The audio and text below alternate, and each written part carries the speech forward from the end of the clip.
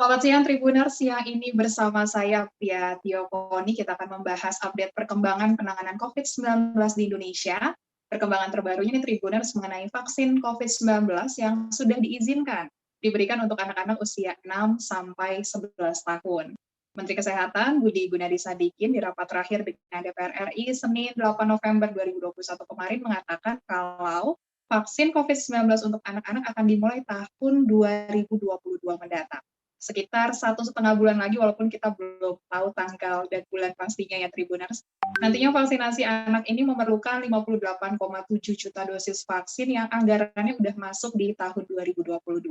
Ada 3 jenis vaksin yang udah mendapatkan izin penggunaan darurat untuk digunakan pada anak usia 6-11 tahun, ada Sinovac, terus Sinopharm, dan Pfizer. Sambil menunggu vaksin COVID-19 buat anak-anak, kita mau ngobrol-ngobrol bersama Ketua Umum Pengurus Pusat Ikatan Dokter Anak Indonesia, IDAI, Dr. Piprim Basarah Yanwarso. Selamat siang, Dok. Udah standby ini siang ini. Hai, Dok. Selamat siang, Mbak. Halo, Dok. Iya, Apa kabar? maaf lah. Baik, alhamdulillah. Ini masih di jalan nih, sorry. Oh, oke. Nggak apa-apa, Dok. Sehat ya, Dok, kondisi? Sehat, alhamdulillah. Gimana, Mbak? Oke. Sehat juga? Alhamdulillah, puji Tuhan, sehat-sehat, Dok. Dok, nah ini udah ada kabar baru yang menyenangkan, vaksin COVID-19 sudah diizinkan diberikan untuk anak-anak. Ini IDAI, tanggapannya gimana, Dok? Apakah ini benar-benar langkah baru lagi untuk kita semakin keluar dari pandemi COVID-19, Dok? Ya, tentu saja IDAI, ya, kami dokter anak di Indonesia menyambut baik diterbitkannya izin untuk vaksinasi COVID pada usia 6-11 tahun ya. Setelah sebelumnya kakak-kakaknya ya, 12-17 tahun. Kita tahu bahwa anak-anak itu selain bisa tertular, ya, dia juga bisa menulari orang lain. Di Indonesia ini sekitar 13% ya anak-anak yang tertular COVID itu. Jadi dari total kasus yang terkena COVID, 13%-nya adalah anak-anak.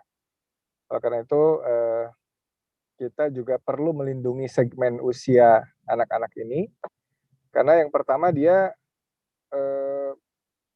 walaupun kejadiannya tidak banyak, tetapi juga bisa tertular dan menjadi fatal kena COVID ya. Kita kenal yang istilahnya MIS-C ya, yaitu inflamasi multisistem pada anak-anak, yang ini juga bisa mengakibatkan morbiditas dan juga mortalitas. Tapi juga yang tidak kalah penting adalah anak-anak ini menjadi penular ya, karena sebagian besarnya OTG, maka dia nggak ketahuan. Ya, nanti dia sudah mengidap COVID dan kemudian dia menyebarkan kemana-mana yang bisa mencelakakan orang lain yang kebetulan punya komorbid, atau dia lansia misalkan ya, kakaknya, neneknya, eyangnya, opungnya, kemudian juga om tantenya yang kebetulan sedang menderita komorbid ya, dia ada diabetes, ada obesitas ya. Nah ini tentu saja kita tidak harapkan. Jadi untuk memutus mata rantai pandemi ini ya, salah satunya adalah segmen anak-anak ini yang juga perlu kita berikan vaksinasi. Gitu, Mbak. Oke, jadi kalau dokter tadi bilang nih anak-anak juga bisa menularkan, bisa tertular, tapi kalau misalnya ada anggapan anak-anak mah kuat, tapi tidak seperti itu ya, Dok ya. Ini termasuk yang penting ya, Dok ya, dalam pandemi COVID-19 ini, vaksin COVID-19 ini ya, Dok ya. Iya, betul. Jadi anak-anak memang kalau anak sehat itu biasanya kalau tertular COVID memang ringan ya. Tetapi kan kita tidak ingin ada satupun anak ya jadi korban ya. Kita tahu di Indonesia ini kan angka anak-anak yang menjadi COVID yang fatal cukup tinggi ya dibanding negara-negara lain. Oleh karena itu kita inginnya sih tidak ada anak yang menjadi korban daripada pandemi COVID ini. Ya. Oke, siap Dok. Nah kalau misalnya udah ngomong vaksin, biasa nih orang tua mungkin baru punya anak yang 6-11 tahun nih, waspada sama efek sampingnya, Dok. Nah, ini mungkin dokter bisa jelaskan, Dok, efek samping kalau buat anak-anak ini apakah sama seperti kita orang dewasa atau dia punya justru lebih rendah efek sampingnya, Dok? Ya, dari beberapa laporan uji klinis ya, ini efek samping vaksin COVID pada anak-anak ternyata lebih ringan ya dibanding orang-orang dewasa, karena kita tahu anak-anak tuh imunitasnya juga masih bagus ya, respons imunnya juga masih bagus ya, sehingga efek samping ketika dia diberikan vaksinasi COVID ini gejalanya itu ringan dan biasanya sifatnya lokal saja ya, tidak sampai sistemik ya. Sehingga saya kira orang tua tidak perlu khawatir untuk anak-anaknya diberikan vaksinasi COVID ini, karena dibandingkan mudorotnya ya, lebih banyak manfaatnya diberikan vaksinasi COVID ini. Oke, Dokter Pipin. Berarti ini aman ya, Dok ya? Karena nih vaksin belum dimulai. Waduh, sampai belibet saya. Belum dimulai, tapi hoax-hoaxnya nih udah mulai banyak, Dok. Udah mulai banyak klarifikasi soal hoax-hoax soal vaksin COVID anak nih, Dok. Dokter pasti memastikan kalau ini aman ya, Dok ya? Ya kalau hoax vaksin kan biasa itu dari dulu ya. Kan apa namanya, itu sejak awal mula vaksin itu dibuat oleh para ahli, itu kelompok anti vaksin ya memang sudah ada bersamaan dengan vaksin itu dibuat ya. Jadi, tetapi kan kita sebagai orang tua, ya apalagi di era informasi yang sekarang ini demikian mudah ya, kan mesti pandai juga memilah ya, memilah-milah mana informasi yang benar berdasarkan evidence base yang bisa dipercaya dibandingkan informasi yang hanya berdasarkan dugaan-dugaan ya. Itu kan semakin heboh biasanya semakin apa namanya, menarik untuk dibaca beritanya ya. Apalagi media sosial sekarang luar biasa ya, satu berita yang aneh-aneh udah langsung di kopas ke sana sini dan cepat sekali menyebar luas beritanya ya, gitu ya Mbak. Oke, siap, Dok. Kalau dari Dokter Pipin sendiri ada rekomendasi nggak, Dok, kalau misalnya biasa kan kalau anak-anak tuh identik sama tokoh ya, Dok ya. Jadi kayak, aduh mau divaksin karena tokoh ini juga vaksin. Kalau dari Dokter Pipin di Indonesia, kira-kira apa nih tokoh anak yang harus divaksin untuk membangkitkan semangat anak-anak biar divaksin, Dok? Mengingat ini ada suntikan ya, Dok. Biasa anak-anak takut banget sama suntikan, Dok. Ya nanti masalah bagaimana pola kampanye dan sebagainya, itu saya kira nanti banyak pihak yang bisa apa namanya, lebih lebih berperan ya, dalam hal ini Kemenkes atau Dinkes ya. Kalau IDAI sih mendukung aja dari sisi saintifiknya, nanti teknis pelaksanaannya monggo mau pakai tokoh Indonesia atau tokoh siapa, kalau bisa sih tokoh-tokoh Indonesia aja yang dipakai ya. Tapi saya kira ini nanti kewenangannya tentu saja ada pada pemerintah ya. Kita siap dukung aja. Oke, siap, Dok. Nah, Dok, kalau kita tinggal 1,5 bulan lagi ya, Dok, ya, kalau misalnya dihitung tahun 2022 kan 2022 anak-anak akan disuntikan. Ini kalau menunggu 1,5 bulan lagi, Dok, persiapan yang bisa orang tua lakukan, Dok, mungkin untuk anak-anaknya yang akan divaksin, ada rekomendasi, Dok? Ya, ini untuk persiapan menunggu vaksinasi, pertama adalah tentu saja meyakinkan ya para orang tua bahwa vaksin ini aman ya. Kemudian sudah mendapat izin edar dan juga di negara-negara lain juga sudah digunakan. Jadi bukan hanya di Indonesia aja ya. Tapi juga yang tidak kalah penting adalah melengkapi imunisasi yang lain, imunisasi dasar yang lain. Karena pandemi ini membuat imunisasi rutin itu terbengkalai ya, cakupannya menurun jauh sekali ya. Ada yang di bawah 50%. Padahal kita tahu bahwa cakupan imunisasi rutin itu ketika menurun di bawah 60% saja ya. Jadi imunisasi menurun nggak usah sampai nol ya, di bawah 60% saja, maka penyakit-penyakit yang tadinya bisa dikendalikan dengan imunisasi ya, atau kita kenal dengan PD3I itu ya, itu pada bermunculan ya. Ini beberapa waktu yang lalu kita lihat di media massa ada laporan difteri ya, kemudian juga campak, rubella ya, ini juga sudah mulai ada laporannya pada bermunculan. Kenapa? Karena cakupan imunisasi yang rutin itu menurun drastis di era pandemi ini. Jadi ini mesti jadi perhatian kita semua ya. Jangan sampai kita hanya fokus menunggu-nunggu vaksin COVID, tetapi vaksinasi rutinnya ditinggalkan ya. Padahal penyakit-penyakit yang dicegah oleh vaksinasi rutin itu tidak kalah berbahayanya dibandingkan penyakit COVID ya. Seperti misalkan difteri itu kan penyakit sangat mengerikan ya, membuat leher itu mesti dilubangi karena saluran pernafasannya tersumbat ya di daerah larinksnya.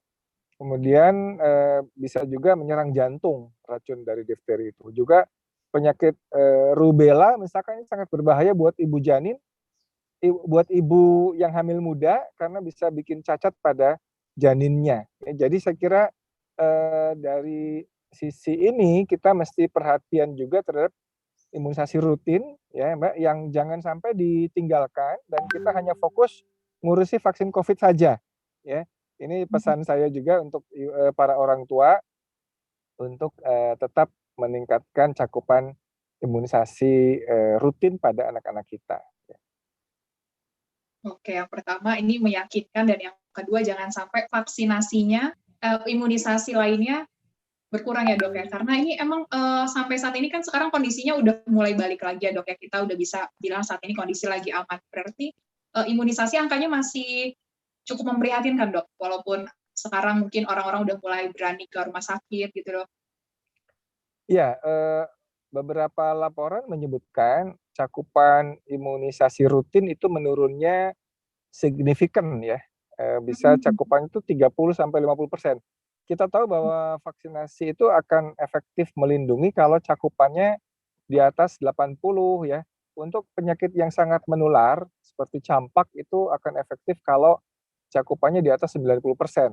Nah, kita bayangkan kalau cakupan vaksinasi itu menurun sampai 30% ya, ini biasanya wabah akan muncul beberapa saat kemudian ya. Dan ini sudah terbukti ya ramalan para ahli ya yang menyatakan bahwa ini bisa jadi ada double burden ya, ada twin pandemic gitu ya, twindemic. Jadi ada bahkan bukan hanya twin ya, mungkin bisa kembar 3, kembar 4 ya. Kita tidak harapkan bahwa pandemi COVID belum selesai, kemudian timbul lagi KLB lain yang sebetulnya bisa dikendalikan oleh imunisasi rutin yang dengan cakupan yang bagus. Oke, mungkin ada laporan terbaru Dok, penyakit yang justru meningkat di masa pandemi COVID-19 ini yang dialami anak-anak Dok. Mungkin ini kemarin-kemarin tidak terlalu tinggi angkanya, terus sekarang mungkin karena imunisasinya kurang atau mungkin terlalu fokus ke COVID, akhirnya ada penyakit-penyakit baru yang justru, loh kok ini anak-anak banyak ngalaminnya gitu Dok. Ya, saya kira kita masih menunggu laporan-laporan di daerah ya, tapi yang kami sudah identifikasi ada beberapa kasus ya, seperti difteri ya, Oke, di di Kalimantan itu ada difteri, kemudian daerah yang lain itu ya, kalau nggak salah di Papua Pak ya, ada campak dengan rubella ya. Jadi ini kan khas penyakit-penyakit yang sebetulnya termasuk PD3I ya, penyakit-penyakit yang dapat dikendalikan dengan imunisasi. Artinya sayang sekali ya kalau penyakit yang seharusnya bisa kita tekan rendah, ini pada bermunculan kembali ya. Data resminya mungkin nanti kita tunggu dari pemerintah seperti apa, tetapi kami dari IDAI menghimbau ya agar para orang tua jangan sampai melupakan eh, program vaksinasi rutin ini supaya kita tidak menghadapi beban ganda ya. Pandeminya belum selesai, penyakit lain yang justru lebih berbahaya pada muncul kembali. Padahal penyakit-penyakit tadi sudah dikendalikan dengan cakupan imunisasi yang baik di Indonesia. Oke, siap Dok. Jadi ini buat para orang tua yang sedang menyaksikan, buat Tribuner semua, Dokter Piping udah ingatkan berkali-kali dari tadi nih, imunisasinya jangan sampai lupa, jangan terlalu tetap fokus di COVID-19 penanganannya ya dok ya, tapi jangan lupa imunisasinya nih yang utama. Jangan sampai ada KLB lain, 3 penyakit tadi ya dok ya, itu sebenarnya bisa dicegah dari imunisasi. Ayo kita imunisasinya kita tingkatkan lagi buat anak-anak kita. Nah, balik lagi ke vaksin COVID-19, dok, mengenai kriteria nih dok, mungkin orang tua juga bertanya-tanya, apakah anak saya bisa untuk menerima vaksin COVID-19, dokter mungkin bisa jabarkan spesifikasinya, mungkin anak-anak yang punya kebutuhan khusus atau punya penyakit penyerta, bagaimana dok untuk vaksin COVID-19? Ya, pada prinsipnya anak-anak yang sehat atau anak-anak yang punya masalah penyakit kronik tetapi terkendali Hmm. dengan baik, sering kontrol ke dokter ya. Misalnya nih, dia ada masalah autoimun tetapi terkendali dengan baik ya, atau ada penyakit jantung bawaan ya, tapi, kondisinya baik, stabil, atau pasca operasi misalkan ya. Nah, kondisi-kondisi begini, justru lebih butuh vaksinasi COVID dibanding anak-anak normal yang nggak ada masalah apa-apa ya. Tapi tentu saja perlu konsultasi dulu dengan dokter anak yang biasa merawatnya untuk, mendapatkan, keterangan layak vaksinasi. Nah, yang tidak boleh, diberikan vaksinasi adalah anak-anak yang memang sedang dalam kondisi berat ya, anak yang sedang dirawat, sakitnya berat, anak leukemia, sedang dapat sitostatik dosis tinggi, atau anak-anak yang sedang mengalami, status imunitas yang sedang menurun sekali ya, imunodefisiensi primer, anak HIV yang kemudian juga sedang, drop ya, kekebalannya sangat menurun sekali ya. Kemudian, anak-anak yang demam tinggi, sedang dirawat dan seterusnya itu tentu tidak diperbolehkan menunggu kondisinya stabil ya. Tapi anak-anak lain secara umum, ini boleh dilakukan vaksinasi. Kalau orang tua masih ragu, silakan hubungi dokter anak terdekat untuk menanyakan, "Ini kondisi saya seperti ini, boleh apa tidak?" Ya, terutama pada anak-anak yang sudah rutin kontrol ke dokter atau ke poliklinik penyakit-penyakit tertentu, itu silakan meminta, surat keterangan layak vaksin, ya, seperti itu, Hmm. Mbak. Oke, berarti ini ada rekomendasi baru juga kali ya dok ya, kalau misalnya buat orang tua yang takut atau masih ragu-ragu, mungkin sebelum jadwal vaksin, sebelum datang ke tempat vaksinnya, mending ketemu dulu sama dokter anaknya untuk meyakinkan lagi ya dok ya? Iya, betul. Jadi sambil menunggu nih, coba, Mhm. hubungi lagi atau kontrol ke dokter yang memahami penyakitnya ya, sesuai dengan kondisi yang biasa dia tangani oleh dokter tadi. Nanti tanyakan, "Dok, kalau ada vaksin Covid, anak saya sudah bisa langsung diberikan apa tidak?" Gitu ya. Jadi pada prinsipnya sih, dokter tentu akan, menjelaskan dengan baik kondisinya seperti apa ya, jadi ibu-ibu, atau bapak-bapak yang punya anak-anak yang, punya masalah-masalah, dengan penyakit kronik seperti ini bisa, lebih tenang ya untuk diberikan, imunisasi Covid ya. Oke, nah perawatan pasca pemberian vaksinasi nih dok, kalau misalnya kemarin-kemarin buat vaksinasi orang tua dan remaja, kita juga lihat banyak efek-efeknya dok ya. Mungkin kalau misalnya buat anak-anak nanti setelah vaksin ada rekomendasi nggak dok? Mungkin harus pulang, jangan dibawa jalan-jalan dulu anaknya karena nih ada yang baru masuk nih ke dalam tubuhnya untuk membangun imunitas, gimana dok rekomendasinya? Ya memang sebaiknya pasca vaksinasi anak, istirahat dulu ya, karena kita Mhm. ingin memberi kesempatan tubuh kita yang sedang baru saja diberikan antigen ya, itu akan nanti terjadi reaksi antigen antibodi, sehingga tubuh kita butuh istirahat ya, tidur yang cukup ya, juga nutrisi yang baik, tidur cukup, jangan dibawa olahraga ya. Kalau orang Hmm. dewasa itu ada yang pasca vaksin Covid, misalnya pasca vaksin tertentu itu dibawa olahraga, ya Mhm. tambah, hebat ininya reaksi, apa namanya, efek sampingnya ya. Tetapi apabila dibawa istirahat, tidur yang cukup ya, insya Allah, efek-efek seperti demam, nyeri itu juga tidak akan terlalu heboh ya. Nah, bila diperlukan boleh saja minum obat-obat untuk pereda nyeri ya, seperti paracetamol atau obat yang lainnya sesuai dengan anjuran dari dokternya. Oke, jadi lebih baik, setelah vaksin kondisi tenang dulu ya, Dok, ya, jangan terlalu aktivitas berat gitu ya, Dok, ya, supaya efek sampingnya tidak terlalu berasa. Tapi kalau untuk mendeteksi efek samping COVID-19 pada anak nih, kalau misalnya, udah sampai tahap mana, Dok, sebaiknya langsung orang tua, menghubungi dokter atau datang ke fasilitas kesehatan terdekat, Dok? Ya tentu saja, anak itu dia akan tahu bahasa tubuhnya ya. Jadi, Mhm. nggak usah khawatir, anak-anak yang oke-oke aja, dia akan tetap aktif, makan minumnya oke ya, anaknya, cerewet gitu ya. Tetapi, anak-anak yang ada masalah, biasanya dia akan diem ya, demam ya. Jadi oleh karena itu yang kita pantau pertama kali adalah aktivitas anak ya. Selama anaknya masih aktif, anaknya masih cerewet ya, masih lincah, insya Allah itu oke-oke aja ya. Mhm. Satu aktivitasnya. Yang kedua, kita juga, perlu juga pantau suhu tubuhnya ya. Kalau suhu tubuhnya di atas 38, mungkin perlu diberikan obat penurun panas, itu bisa juga sekaligus pereda nyeri ya. Kita tanya juga itu efek di bekas suntikannya gimana, Dek? Apakah nyeri atau bengkak atau seperti apa kita bisa amati juga ya. Jadi suhu tubuh, kemudian aktivitas anak, kemudian, nyeri di lokasi suntikan, itu saya kira bisa dimonitor oleh orang tua dan, biasanya kalau memang diperlukan, bisa diberikan obat-obat pereda nyeri sekaligus penurun panas ya. Tapi kalau memang tidak perlu banget, nggak usah diberikan obat-obatan apapun, cukup istirahat saja, banyak minum, cukup nutrisi ya, insya Allah gejala seperti ini nggak lama biasanya.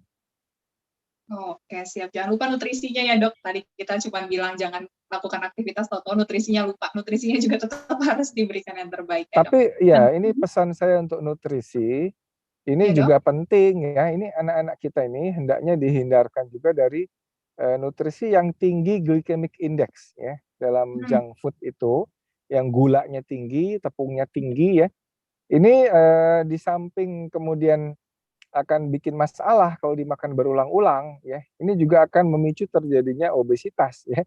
Nanti, Covid ini kan juga berat pada anak-anak atau orang tua, Intensitas. orang remaja yang punya obesitas ya. Jadi jangan sampai kita hanya, maksud saya gini, nutrisi penting tapi over nutrisi ya, kelebihan pemberian nutrisi apalagi nutrisinya yang jelek ya, junk food ya, makanan-makanan tinggi gula, tinggi tepung, itu juga akan sangat, merugikan terhadap kesehatan anak-anak kita, ya. Jadi perlu diperhatikan, masalah nutrisi ini, beri nutrisi bergizi tinggi yang kaya akan protein hewani, kaya akan sayuran hijau, kaya akan buah-buahan yang rendah fruktosa, seperti itu, ya. Oke. Nah, ilmu baru lagi ya, Dok, ya, diingetin lagi protein hewani sama yang ijo-ijo ya, Dok, ya, Ya, nutrisinya jangan sampai berlebihan. Oke, Dok, balik lagi ke masalah vaksin COVID-19 nih, Dok. Ada anggapan kan kita sistemnya herd immunity nih, Dok. Jadi di rumah udah ada orang tua sama remaja yang udah divaksin, ya udah anak-anak nggak usah deh, Dok. Nah, itu gimana tanggapannya, Dok? ya herd immunity itu kan sebetulnya munculnya kekebalan alamiah, eee apa, pada saat pandemi atau pada saat KLB ya. Jadi, Mhm. sebagian besar orang ya, ada yang kalau Covid ini kira-kira 67% orang kalau dia kebal, maka bisa tercapai herd immunity. Nah, herd immunity itu bisa dicapai dengan 2 cara. Pertama dengan dibiarin aja terkena infeksi alamiah, ya kan, nanti akan ada sekitar 3% masyarakat yang menjadi korban berat ya. 3% itu kalau dikalikan Indonesia 200 berapa juta tuh, 250 juta, 3% itu kan banyak, ya kan? Berapa juta tuh, 25 juta ya? Eh, 25 juta, Dok. ya 25 juta. Apa kita rela ada 25 juta orang yang wafat gitu ya? Bagaimana kalau itu termasuk keluarga kita, anak-anak kita ya? Nah, vaksinasi ini, eee, men ingin tujuannya mencapai herd immunity, tetapi nggak dapat sakitnya ya. Jadi kita ingin kebal tapi nggak pakai sakit dulu gitu, kira-kira begitu. Nah, kalau herd immunity yang alamiah, ya sakit dulu, nanti siapa yang kuat ya, kuat-kuatan bertahan hidup, tapi yang rentan-rentan itu akan jadi korban ya, karena konsepnya survival of the fittest. Siapa yang paling fit dia akan survive, ya kan? Nah, yang begini ini kan nggak etis, nanti kita membiarkan orang tua, orang punya comorbid, dia harus, kena, Covid berat, masuk ICU, kemudian wafat ya, padahal ada cara lain yang lebih, aman buat orang-orang comorbid ini, yaitu dengan cara vaksinasi, ya. Saya kira itu Mbak pemahamannya. Oke, siap Dok. Nah ini terakhir nih Dok, kalau rekomendasi dari IDAI untuk anak-anak 6-11 tahun pemberian vaksinasinya gimana Dok? Apakah di sekolah atau lebih ke di Vaskes aja Dok? Ya, kemarin sih ngobrol-ngobrol dengan Bu Nadia dari Kemkes itu ya, Mhm. mungkin ini ada yang salah satu cara yang cukup, ampuh adalah pendekatan sekolah ya. Karena Oh, dengan, di sekolah itu apalagi anak-anak 6 sampai 11 tahun ini, dia ada temen ya, ada teman yang sama-sama diberikan mhm. vaksinasi, bisa saling menguatkan ya, walaupun ada juga potensi saling panik ya. Kalau teman satu nangis, yang lain pada nangis misalkan ya. Tetapi, dengan adanya teman ya, ada penguatan-penguatan dari ibu gurunya, dari orang tuanya ya, mudah-mudahan ini bisa lebih memudahkan, memberikan vaksinasi pada anak-anak. Karena anak-anak ini unik ya, beda dengan remaja. Kalau remaja dia udah bisa, ya seperti orang tuanya ya, udah ngerti. Mhm. Tapi kalau anak-anak ini kan sangat tergantung pada, izin orang tuanya, kemudian juga peer group-nya ya, kemudian juga lingkungan yang diberikan harus nyaman, harus ada penjelasan dulu ya. Jangan sampai, kemudian dipaksa-paksa sampai anaknya histeris atau bagaimana ya, tetapi kita beri pengertian-pengertian pada anak-anak, insya Allah anak yang diberi pengertian, akan lebih siap ya, dan juga ada satu teknik sebetulnya secara teknis ya, itu ada namanya Mhm. shot blocker ya. Shot blocker itu Oh, ada alat mhm. plastik kuning begitu ya, itu kalau dia ada duri-duri kecil ya, itu, saya sih sering pakai itu. Jadi pada anak-anak itu nggak terasa jarumnya masuk. Ya, nah kalau anak-anak pertama kali Mmm. disuntik itu nggak terasa dan nggak nangis, dia bisa kampanye ke teman-temannya, untuk kemudian berani untuk disuntik. Ya, saya kira itu, Mbak. Oke, siap Dok. Itu mungkin bisa menjadi rekomendasi buat pemerintah biar, pada mau vaksin anak-anaknya Dok ya, mengingat tadi dokter bilang kalau udah satu nangis biasanya yang lain ikut-ikutan ya Dok ya. Oke. Nah ini Dok, terakhir Dok, Iya melihat betul. cakupan vaksinasi bagi remaja yang belum maksimal, apakah nanti vaksinasi buat anak-anak tetap optimis Dok ini akan sesuai dengan target karena disiapin sampai 57 juta dosis vaksin Dok? 59 juta? Wah. Ya, tentu saja, ini harus ada kerjasama kita semua ya, bukan hanya Mhm. pemerintah, tapi juga para dokter ya, kemudian juga media massa ya, Mbak. Media massa ini, saya, kira termasuk Tribun ya, Tribun Network ini, kami dari para dokter juga, ikut menghimbau ya rekan-rekan media untuk, turut memberikan edukasi ke masyarakat, agar masyarakat tidak ragu-ragu lagi, untuk diberikan vaksinasi ya. Jadi, ini kan di eranya seperti ini ada perang media ya, ada media yang senang banget menyebarkan hoax tentang, imunisasi ya, tapi ada juga yang memang media yang betul-betul mengedukasi masyarakat, sehingga, tidak ragu-ragu untuk diberikan vaksinasi. Karena, salah satu, upaya yang efisien dan kemudian juga jauh lebih murah ya dibanding kalau orang itu terkena ya, adalah, upaya untuk memberikan vaksinasi kepada masyarakat Indonesia termasuk anak-anaknya ya. Saya kira itu, Mbak. Siap Dokter Piprim, terima kasih hari ini, informasinya, terus banyak juga rekomendasi yang diberikan oleh Dokter Piprim buat orang tua menjelang vaksinasi buat anak. Jangan lupa juga buat orang tua nih, sedikit highlight dari obrolan kita hari ini sambil menunggu vaksin, dipersiapkan, diyakinkan dulu orang tua dan anaknya ya Dok ya, dan kalau misalnya masih ragu-ragu, bisa mengunjungi dokter anak, langganannya, dokter anak terdekat, untuk Ya. bisa, meyakinkan nih anaknya kondisinya fit nggak untuk menerima vaksinasi COVID-19, karena Dokter Piprim tadi bilang anak-anak juga bisa tertular dan menularkan, dan ini yang paling kita cegah ya Dok ya di masa-masa pandemi COVID-19, untuk tetap menjaga angka, penularan yang minim, seminim-minimnya, kalau perlu nggak ada lagi supaya kita bisa kembali normal. Dr. Piprim, terima kasih hari ini edukasi yang udah diberikan. Selamat kembali melakukan aktivitas. Nanti kita ngobrol-ngobrol lagi ya dok ya mengenai kesehatan anak di Indonesia di lain waktu. Terima kasih Tribuners yang sudah menyaksikan. Semoga informasi kita hari ini bermanfaat dan berguna untuk pencegahan COVID-19. Jangan lupa juga untuk terus menerapkan protokol kesehatan. Maskernya dipakai, jaga jarak, menjauhkan kerumunan supaya kita sama-sama keluar dari pandemi COVID-19. Terima kasih sudah menyaksikan. Selamat sore. Assalamualaikum warahmatullahi wabarakatuh.